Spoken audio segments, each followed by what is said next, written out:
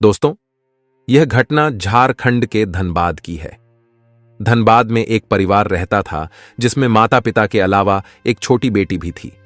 बेटी पढ़ने लिखने में बहुत होशियार और तेज थी। वह सोचती थी कि वह कुछ बड़ा बनकर अपने माता पिता का नाम रोशन करेगी और समाज के लिए भी अच्छा काम करेगी। समाज में हो रही गलतियों और भ्रांतियों को सुधारने का एक यूनिक तरीका वह अपनाएगी। इसी सोच के साथ उसने आईपीएस की तैयारी की और अंत में उसका चयन भी हो गया। चयन होने के बाद वह ट्रेनिंग करती है और ट्रेनिंग पूरी करने के बाद वह घर लौट आती है।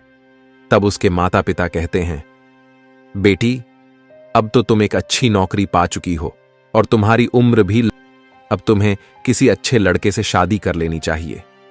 इस पर लड़की कहती है, पिताजी, शादी तो हमें करनी है, इसमें कोई शक नहीं है, लेकिन अभी मेरा जो लक्ष्य है वह मुझे पूरा करना है। मैं अभी समाज को देखना चाहती हूं, समाज कैसा है। अभी तक तो मैंने समाज को कभी देखा ही नहीं है। मैं सिर्फ एक कमरे में बैठकर पढ़ाई करती रही हूं और ज्ञान अर्जित किया है। लेकिन पिताजी, समाज में किस तरह के लोग रहते हैं, किस तरह की घटनाएं घटित होती हैं और हमें कैसे उनका सामना करना है, यह सब देखना चाहती हूं। 4-5 साल तक मुझे सिर्फ यह अनुभव करना है, उसके बाद ही शादी करूंगी। पिताजी, आप और मां मुझे समझा रहे हैं, लेकिन मैं अपने फैसले पर अडिग हूं। पिताजी ने आखिरकार कहा, बेटी, अब तुम समझदार हो गई हो, अपने फैसले खुद लो और अपना ध्यान रखना। यह सुनकर अनीता ने जवाब दिया, पिताजी, आप चिंता न करें, मैं अपना ख्याल रखूंगी। इसके बाद अनीता अपनी ड्यूटी के लिए रवाना हो गई। धनबाद में उसकी पहली पोस्टिंग थी, लेकिन ड्यूटी पर जाने के बजाय उसने अपने निजी ड्राइवर से कहा, मुझे किसी सुनसान जगह पर छोड़ दो। ड्राइवर पहले तो थोड़ा झिझका, लेकिन उसने आदेश का पालन किया। वह अनीता को शहर की एक सुनसान जगह पर छोड़ आया। वहां पहुंचकर अनीता ने कहा, अब ध्यान से सुनो, मैं यहां से अकेले जाऊंगी और किसी को मेरे बारे में कुछ मत बताना। अगर तुमने किसी को बताया तो समझ लो तुम्हारी नौकरी गई। ड्राइवर डर के मारे बोला, मैडम, आप निश्चिंत रहें, मैं किसी को कुछ नहीं बताऊंगा। इसके बाद अनीता ने अपने कपड़े और लुक बदला। उसने खुद को एक भिखारिन की तरह तैयार किया। सादे फटे पुराने कपड़े पहनकर मैली कुचैली हालत में वह बाजार की ओर चल दी। थोड़ी देर बाद वह थाने के पास पहुंची। वहां उसने थाने के आसपास चक्कर लगाना शुरू किया।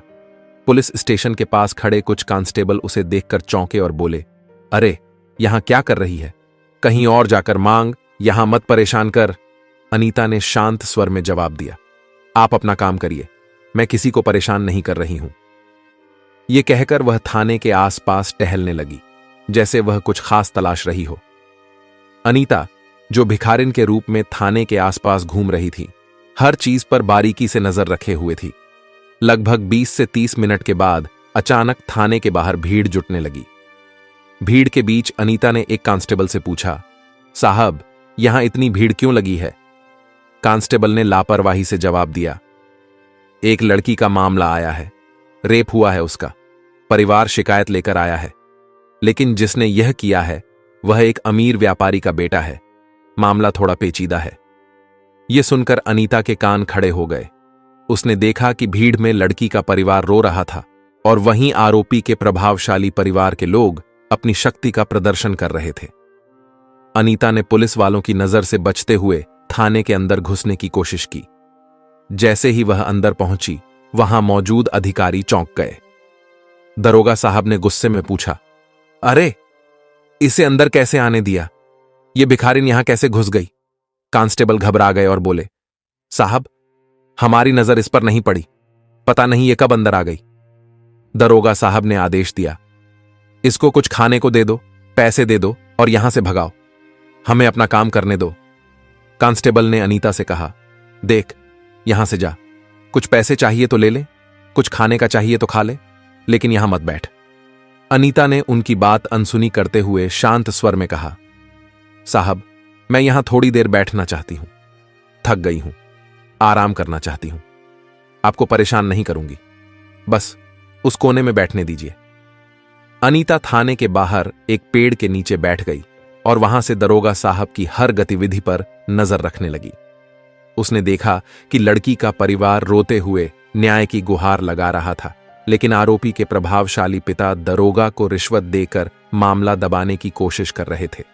दरोगा ने लड़की के पिता से कहा, देखिए, ये मामला कोर्ट कचहरी में गया तो सालों लग जाएंगे, बेहतर होगा कि यहीं निपटा लें। लड़की का पिता मजबूरी और लाचारी में कांपते हाथों से दरोगा को पैसे देता नजर आया।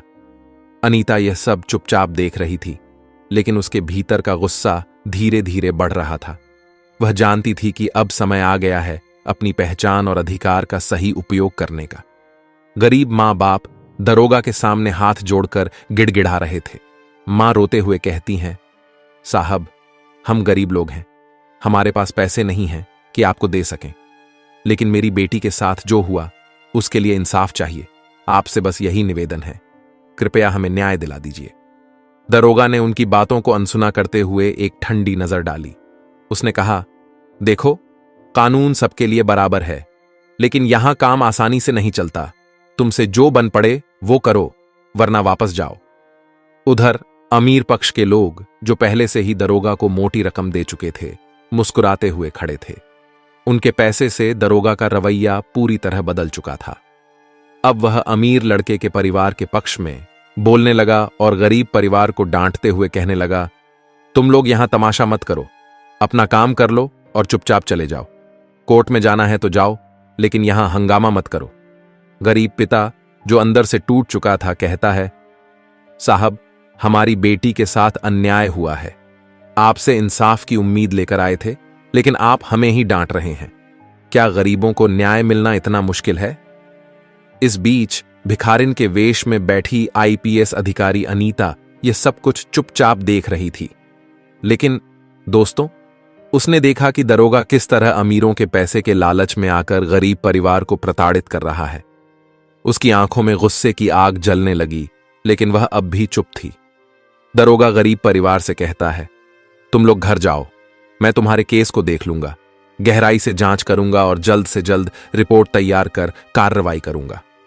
गरीब पिता भावुक होकर कहता है, साहब, हम आपके भरोसे हैं, हमें सिर्फ अपनी बेटी के लिए न्याय चाहिए और कुछ नहीं। दरोगा बड़ी सहजता से जवाब देता है, ठीक है, तुम चिंता मत करो, मैं सब संभाल लूंगा। लेकिन जैसे ही गरीब परिवार थाने से बाहर निकलता है, दरोगा अमीर व्यापारी से पैसे लेता है और उसके पक्ष में कार्यवाही करने की योजना बनाने लगता है। थाने के बाहर गरीब परिवार को बैठी हुई भिखारिन रूपी अनीता रोक लेती है। वह उनसे पूछती है, क्या हुआ, पूरा मामला बताइए। गरीब पिता थोड़ा चिढ़ते हुए कहता है, हम जो भी सह रहे हैं वह हमारा निजी मामला है, तुम्हें इससे क्या मतलब, अपना काम करो। गरीब परिवार को यह पता नहीं था कि वह भिखारिन दरअसल एक आईपीएस अधिकारी है। न ही थाने में मौजूद किसी पुलिसकर्मी को इस बात का अंदाजा था कि अनीता, जो वहां भिखारिन के रूप में बैठी थी, दरअसल इस थाने में नई नियुक्त हुई अधिकारी है। अनीता ने फिर पूछा, आप मुझे सब कुछ बताइए, मैं आपकी मदद करना चाहती हूं। आखिर आपकी बेटी के साथ क्या हुआ? गरीब परिवार हिचकिचाते हुए बताने लगा, लेकिन जैसे ही उन्होंने देखा कि यह भिखारिन बेहद साफ सुथरा खड़ी हिंदी में बात कर रही है और कभी कभी अंग्रेजी में भी बात कर रही है, वे सब हैरान रह गए। थाने के कुछ पुलिसकर्मी भी यह सब देख रहे थे और भौचक्के रह गए। कांस्टेबल अनीता के पास आकर बोले, तुम कौन हो, हमें सच सच बताओ। अनीता ने यह सुनते ही अपना गेटअप हटा दिया।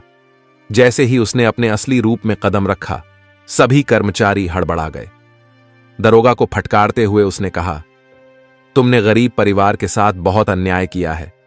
मैंने अपनी आंखों से तुम्हारी सारी करतूतें देखी हैं। अब तुम्हारे खिलाफ सख्त कार्रवाई होगी।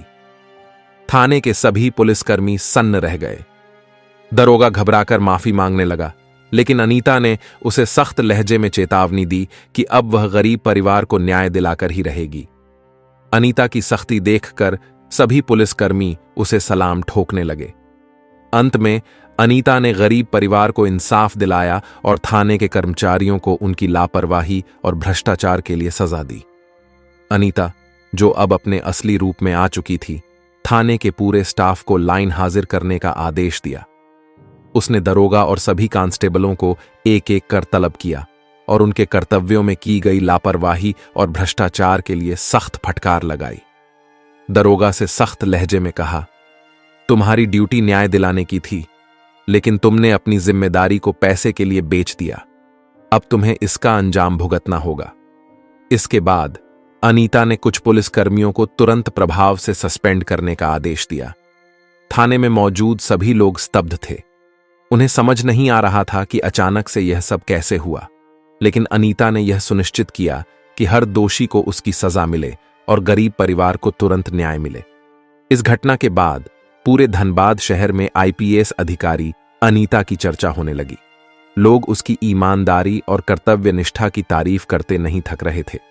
हर जगह बस यही बात हो रही थी कि कैसे एक आईपीएस अधिकारी ने भिखारिन का वेश धारण कर भ्रष्टाचार को बेनकाब किया और गरीब परिवार को न्याय दिलाया। दोस्तों, धर्म केवल पूजा अर्चना तक सीमित नहीं है, यह कर्तव्य निभाने का मार्ग है। हमारे शास्त्रों में कहा गया है, धर्मो रक्षति रक्षितः, अर्थात जो धर्म की रक्षा करता है, धर्म उसकी रक्षा करता है।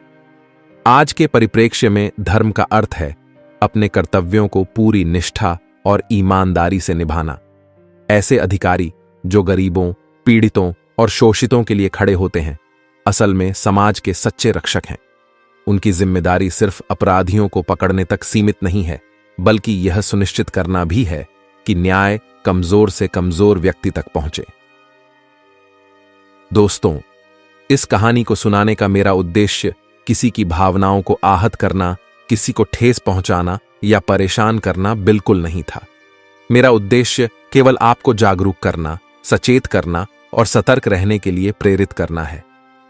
इस पूरी घटना ने आपके दिल और दिमाग को सोचने पर मजबूर कर दिया होगा कि हमारे समाज में क्या हो रहा है और हमें इनसे कैसे निपटना चाहिए।